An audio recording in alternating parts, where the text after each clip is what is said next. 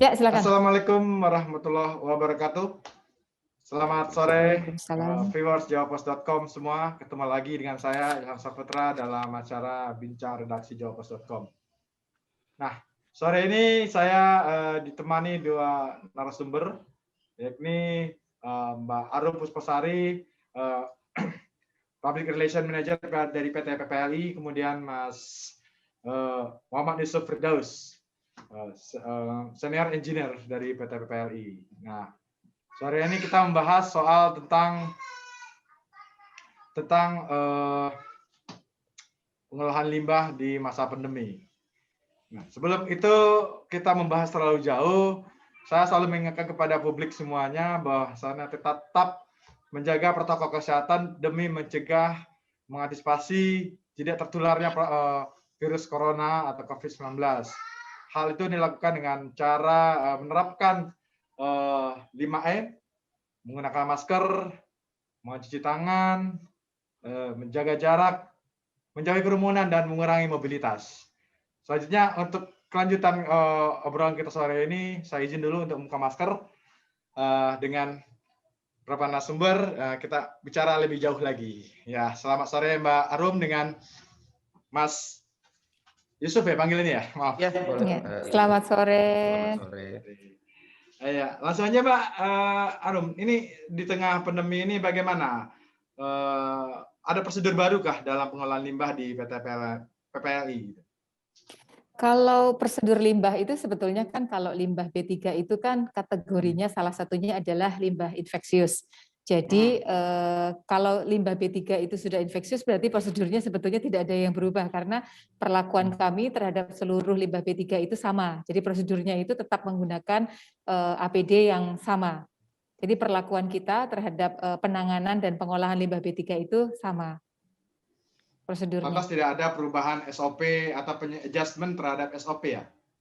Kalau adjustment terhadap SOP terhadap pekerja atau yang ada di office, ya. Tapi kalau untuk pengolahan limbah B3-nya sendiri sih tidak ada. Gitu. Lantas di tengah pandemi ini limbah apa yang banyak dikelola yang diolah oleh PT PPLI sendiri sejak 2020 sampai 2021? Untuk saat ini sih yang masih mendominasi adalah limbah dari industri minyak dan gas untuk saat ini. Kalau gitu. Ini kan selama PPLI selama pandemi ini penggunaan masker begitu banyak sekali. Ada penggunaan limbah medis ya cukup lebih volumenya mungkin meningkat drastis ya Mbak Arum ya. Lantas bagaimana treatmentnya terhadap limbah medis ini selama pandemi ini?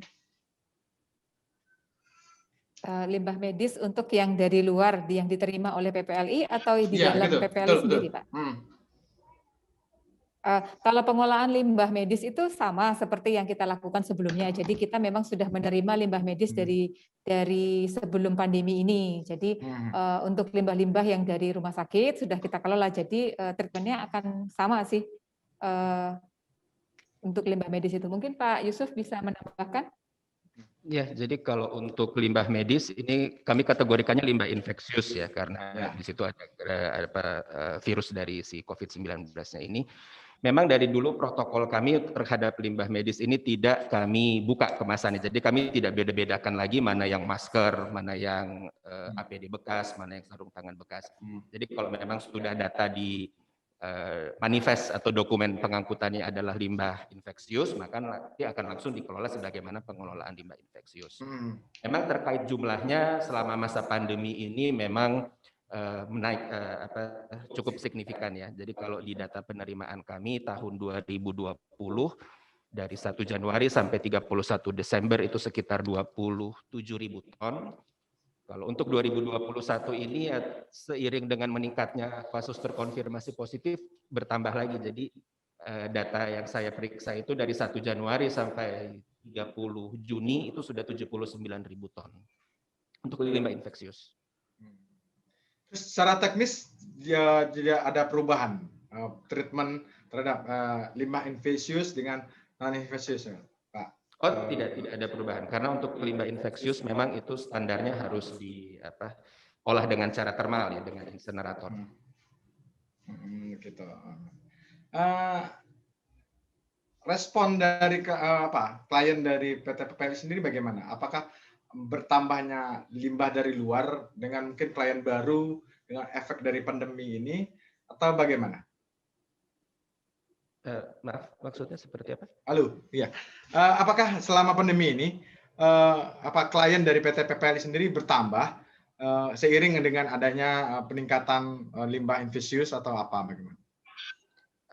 Untuk yang dari rumah sakit mungkin ya ada pertambahan ya dari yang fasilitas kesehatan, baik itu fasilitas yang berupa rumah sakit ataupun rumah sakit darurat. Nah, untuk limbah infeksius ini kalau diolah itu hasilnya seperti apa? Apa pengolahannya bentuknya dari klien atau konsumen dari luar lah gitu, diolah di tempat PT PLI dan keluarnya lagi seperti apa? Jadi outputnya? Jadi kalau pengolahan limbah infeksius itu di insenerasi istilahnya. Itu bahasa gampang awamnya dibakar. Itu jadi nanti hasil akhirnya seperti bentuk abu hasil pembakaran. Oh gitu. Dan nanti abunya itu akan masuk ke landfill, ke penimbunan akhir kita, Pak. Ditimbun jadi nanti. Ya, ditimbun.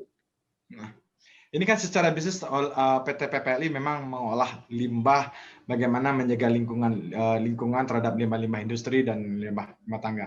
Namun kan kesadaran terhadap menjaga lingkungan dari pencemaran itu tidak hanya dibebankan kepada korporasi seperti PT PPLI saja kan ya.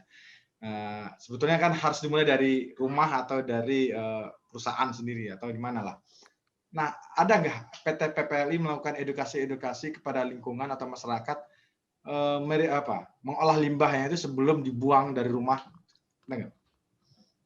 Ada sih Pak, jadi kita waktu beberapa tahun yang lalu, dan kalau untuk sosialisasi tetap kita lakukan secara rutin dengan komunitas kita yang ada di sekitar sini.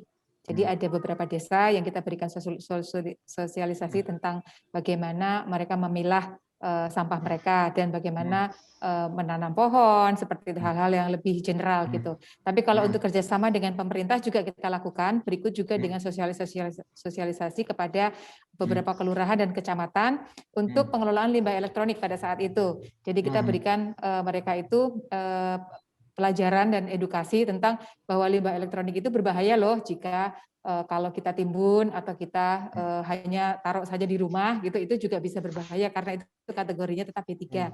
Jadi edukasi-edukasi seperti itu, dan kita juga berikan juga beberapa drop box Pak di beberapa lokasi seperti di halte bus Transjakarta, kemudian ada di kantor Kementerian Lingkungan Hidup, ada juga di kantor dinas, itu juga supaya masyarakat Jakarta itu juga mereka sadar jika limbah B3 itu salah satunya adalah limbah elektronik, jadi bisa mereka buang melalui Dropbox yang disediakan oleh PPLI gitu. Seiringnya perkembangan waktu, teknologi pengolahan limbah itu sendiri ada perkembangan, Mbak? Mungkin dari orang dulu mengolah limbah 10 tahun yang lalu, beberapa tahun lalu sampai sekarang ini, mungkin adakah inovasi teknologi dari PT PPLI sendiri dalam pengolahan limbahnya? Pak Yusuf mungkin ada. Mungkin dari Mas Yusuf juga bisa jawab. Oke.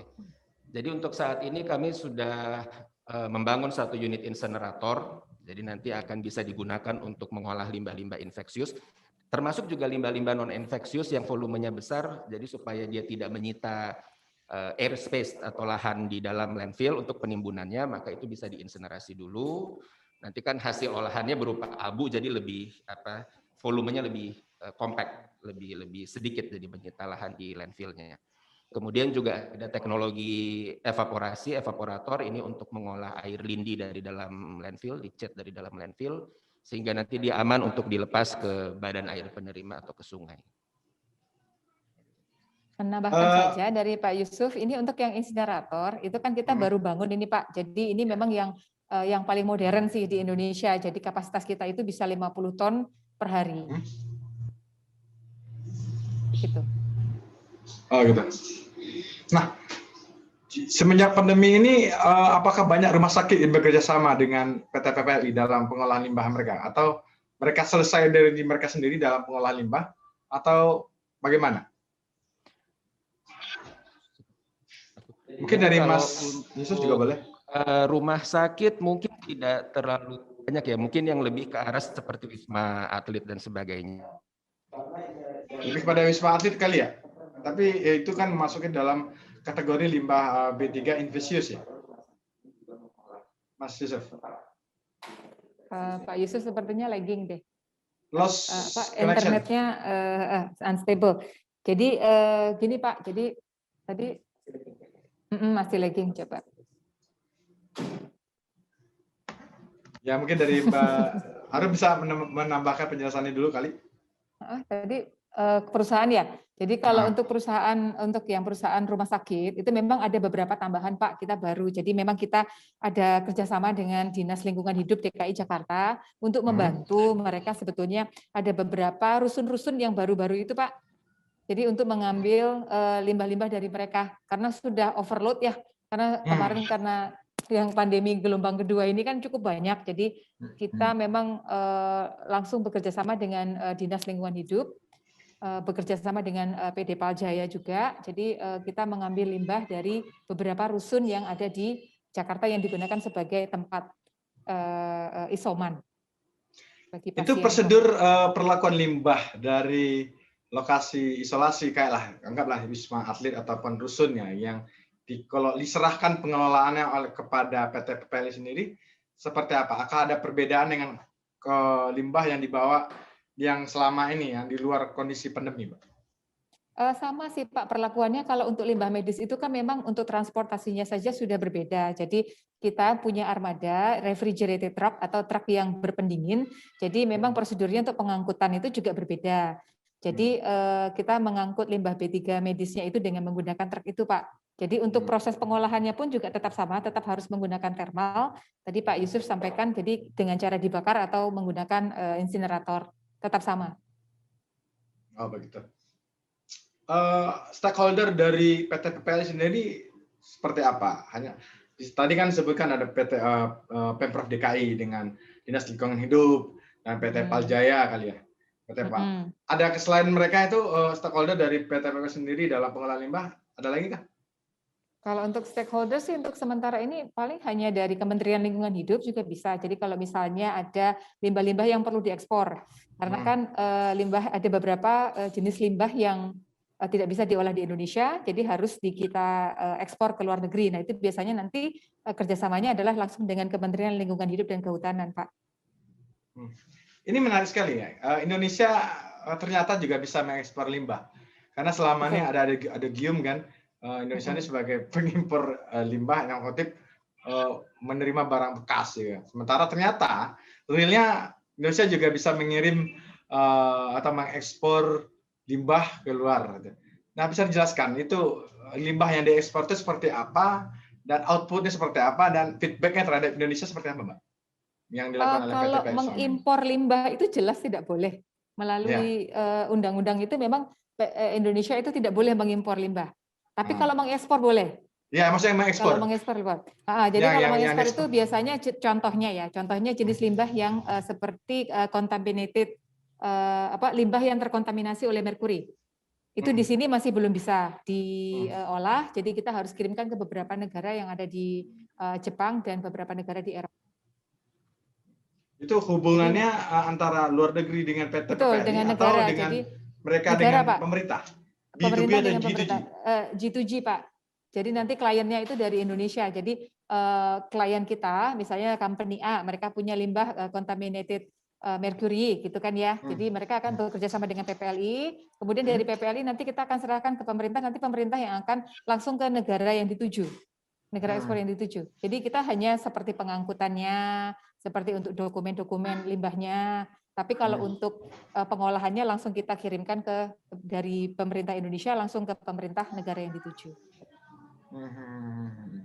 Nah, bisa dijelaskan lagi Pak Yusuf, teknologi terbaru lagi dari PT PLI terhadap pengolahan limbah yang dilakukan oleh PT PPLI sendiri? Ya, jadi mungkin tadi mohon maaf Wi-Fi-nya kayaknya ada masalah ya. Jadi terkait dengan teknologi pengolahan yang terbaru tadi yang Mbak Arum sampaikan, ada insenerator dengan kapasitas 50 ton per hari, kemudian juga ada unit yang disebut evaporator itu untuk mengolah licet. Licet itu air lindi bahasa Indonesianya yang dihasilkan dari landfill, tempat penimbunan limbah, sehingga nanti si air lindi ini bisa aman untuk dibuang ke sungai. Oh gitu.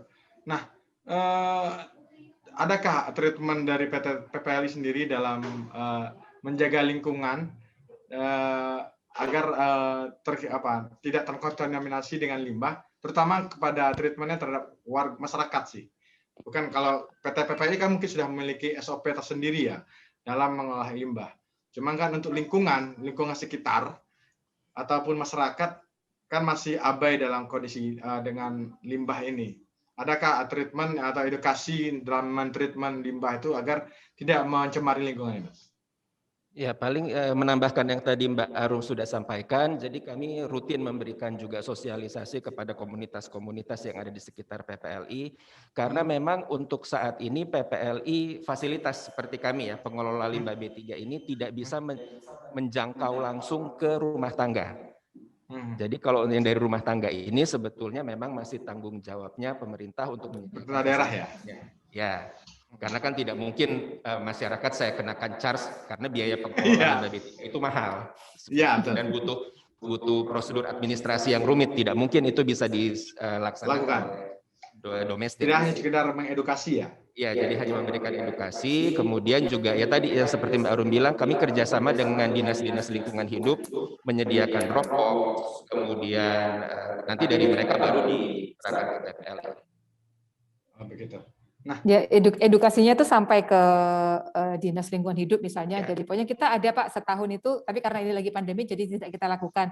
Biasanya dalam 1 tahun itu kita ada roadshow Pak. Jadi kita ke Makassar untuk edukasi di sana. Kita juga ke Jawa Timur, Pasuruan, kita ke Jawa Tengah juga. Jadi kita lakukan roadshow untuk sosialisasi dan training untuk pengelolaan limbah B3, bagaimana segregasi, bagaimana pengelolaannya gitu. Oh ya. Tadi kan Mbak Arum menjelaskan ada limbah yang tidak bisa diolah di kita dan itu diekspor ke luar negeri ya. Nah, selama ini selain limbah-limbah merkuri, limbah apa lagi yang tidak bisa diolah tapi tidak perlu diekspor? Atau ada nggak yang tidak diekspor tapi tidak bisa diolah di Indonesia? Oleh PPLI atau? Ya, oleh PT PPLI sendiri. Jadi yang tidak bisa diolah di PPLI itu limbah yang mudah meledak, limbah B3 yang eksplosif dalam bahasa teknis. Jadi kalau untuk mengolah sesuatu yang bisa meledak itu ya secara umum ya diledakkan. Cuma kan untuk meledakkan sesuatu itu tidak bisa seenak begitu saja, harus ada perhitungannya, kemudian harus dilakukan oleh orang yang memang ahli di bidang peledakan. Jadi memang kami tidak punya teknologinya, jadi kami tidak terima limbah-limbah yang sifatnya eksplosif. Kemudian ada juga yang memang tidak boleh secara hukum, tidak boleh diterima di PPLI, yaitu limbah radioaktif. Karena untuk limbah radioaktif ini hanya ke Badan Tenaga Nuklir Nasional. Ya. Gitu. Suplai sampah yang limbah yang dikelola oleh PT PPLI sendiri itu kebanyakan berasal dari daerah mana saja? Apakah DKI atau Jabodetabek? Atau ada daerah-daerah lain yang mensuplai?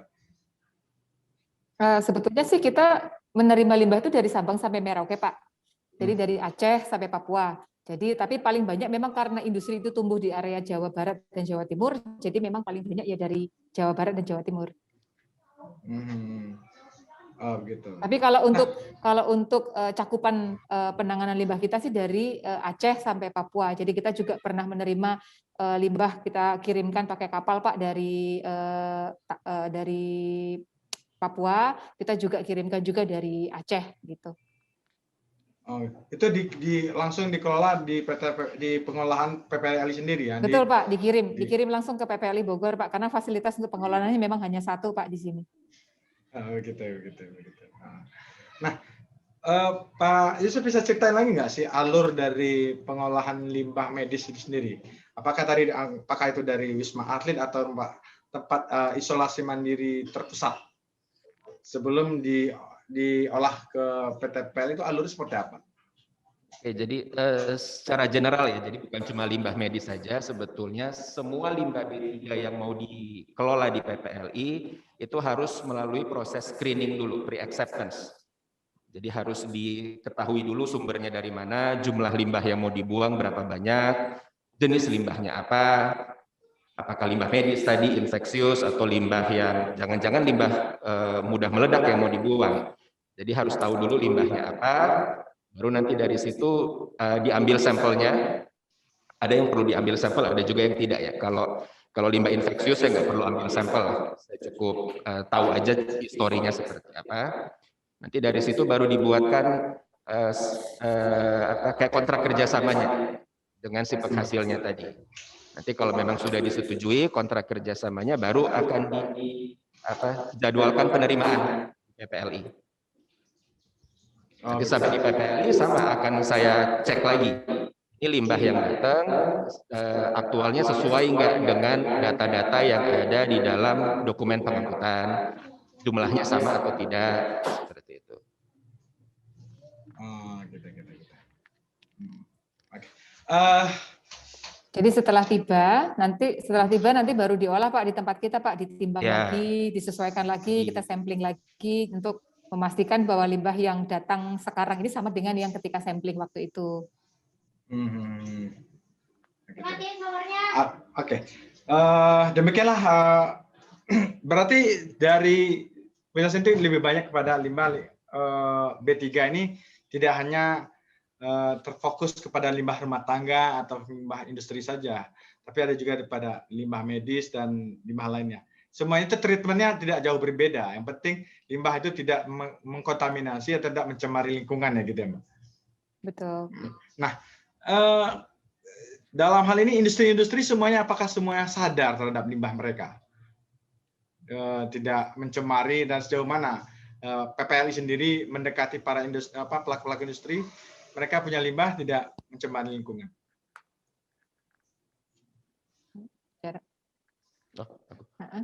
Jadi kalau industri untuk kira-kira 20 tahun terakhir sih ya sudah lumayan, awareness-nya sudah lumayan tinggi ya. Karena juga tekanan dari para konsumen, mereka mau produk itu dihasilkan dengan proses-proses yang ramah lingkungan. Jadi dari industri sendiri sebetulnya juga sudah mulai awareness. Begitu juga dengan adanya program-program dari pemerintah seperti proper dari PHK.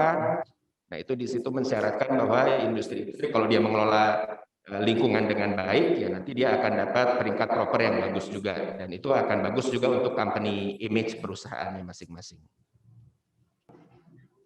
Kesadaran dari industri dalam mengolah limbah itu sendiri, apakah itu berangkat dari edukasi PPLI atau memang ada edukasi peran dari pemerintah dalam jaga limbahnya agar tidak mencemari lingkungan?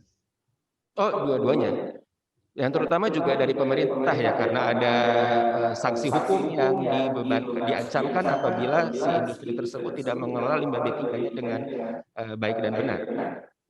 Ditambah lagi Undang-Undang 32 ya? Betul. Ada Undang-Undang Lingkungan Hidup, Undang-Undang 32 tahun 2009. Dan memang dari industrinya juga. Cuma memang yang menjadi masalah dari industrinya itu adalah fasilitas pengolah limbah ini kebanyakan baru ada di Jawa bagian barat. Jadi kita butuh banyak PPLI di beberapa tempat yang lain karena Indonesia ini kan luas. Jadi setidaknya kita tuh membutuhkan ada sekitar 4 Pak lokasi Pak di Indonesia itu. Jadi kalau satu sudah ada di Jawa Barat, kita perlu juga ada satu di Jawa Timur, kita perlu juga mungkin ada salah satunya ada di Sumatera dan mungkin ada di Sulawesi atau di Kalimantan Pak. Jadi supaya bisa mencakup ke bagian wilayah Indonesia yang lain Barat, gitu. Ya? Betul. Dan ini progresnya seperti apa? Belum sampai ke sana. Saya rasa pemerintah sudah punya wacana ya untuk membuat membuat fasilitas yang sama seperti PPLI ini. Tapi mungkin PPLI juga akan menjadi bagian dari rencana-rencana dari pemerintah itu sendiri sih Pak untuk ekspansi ke beberapa area di Indonesia. Karena memang ini sudah cukup urgent ya. Tadi sempat disebutkan landfill. Apa itu landfill? Bisa dijelaskan nggak tuh landfill? Landfill itu lahan untuk penimbunan limbah B3. Jadi limbah B3 yang sudah selesai diolah, yang tidak bisa didaur ulang, yaitu ujung-ujungnya akan berakhir dengan cara ditimbun. Tapi tidak segampang itu. Jadi harus didesain sedemikian rupa, kemudian lokasinya juga harus dipilih melalui studi yang panjang. Jadi ada studi terkait kestabilan tanahnya, apakah gempa dan sebagainya, itu harus diperhatikan, tidak boleh di area yang rawan bencana alam. Kemudian juga harus didesain, ada desain engineering-nya tersendiri, tidak bisa limbah itu kontak dengan tanah asalnya, jadi ada sistem pelapisan-pelapisan, baru nanti ada QC-nya, baru nanti fasilitasnya bisa dioperasikan. Jadi seperti TPA Pak, tempat pembuangan akhir. Jadi kalau Bapak kebayang seperti Bantar Gebang, nah ini versi international standard dan versi terbaiknya lah gitu. Jadi untuk desainnya pun juga tidak sembarangan. Jadi kalau Bapak bisa lihat landfill yang ada di dunia itu sama Pak standarnya dengan ada yang di Indonesia untuk yang limbah B3. Jadi kalau Bapak pernah lihat yang ada di Jepang atau mungkin yang ada di Amerika, itu standarnya sama Pak layernya, karena kita memang mengacu pada US EPA dan World Bank untuk pendesainan itu sendiri. Jadi bukan seperti Bantar Gebang yang berantakan gitu ya Pak ya, menggunung dan berantakan gitu, enggak. Jadi mungkin Pak Ilham kalau pandemi sudah agak reda bisa main ke PPLI supaya bisa lihat dan betapa indahnya bukit hijau yang sebetulnya itu adalah bukit limbah Pak gitu. Jadi kalau landfill di PPLI itu beda dengan yang lainnya gitu. Yang menjadi itu ya bukit apa? Yang jadi Teletubbies ya, bukit Teletubbies itu yang disebut ya. Mirip-mirip kayak begitu. Itu yang sempat viral juga kan, itu dari kayaknya itu karya dari PPLI ya. Yang hasil yang jadi indah. Oke, ini karena waktu sudah kita ada penghujung perbincangan, dan terima kasih sekali kepada PPLI yang sudah bergabung sama kita. Kita mohon maaf mungkin dalam sepanjang diskusi ini tidak terlalu fokus atau yang tidak terlalu detail diskusi kita, dan saya bermaaf ini tidak terlalu tajam banget gitu. Namun begitu ada beberapa kesimpulan menarik sih, maksudnya limbah itu sangat penting sekali dikelola agar tidak menjadi mencemari lingkungan dan tidak mencemari dari pemilik limbah itu sendiri. Nah, apalagi di tengah pandemi ini limbah sangat menjadi perhatian banget, terutama limbah infus atau limbah medis yang mungkin volumenya sudah meningkat sekali gitu. Dan kita berharap masyarakat agar lebih aware dengan lingkungannya, lebih aware dengan limbahnya agar tidak mencemari lingkungan. Ya, sukses selalu kepada PPLI yang sudah berperan aktif terhadap menjaga lingkungan, sehingga mudah-mudahan Indonesia ini tidak penghasil limbah yang dominan, tapi limbah yang memiliki nilai, yang bisa memiliki nilai ekonomis lagi. Terima kasih. Assalamualaikum warahmatullahi wabarakatuh. Dan tetap menjaga protokol kesehatan. Assalamualaikum warahmatullahi wabarakatuh. Terima kasih.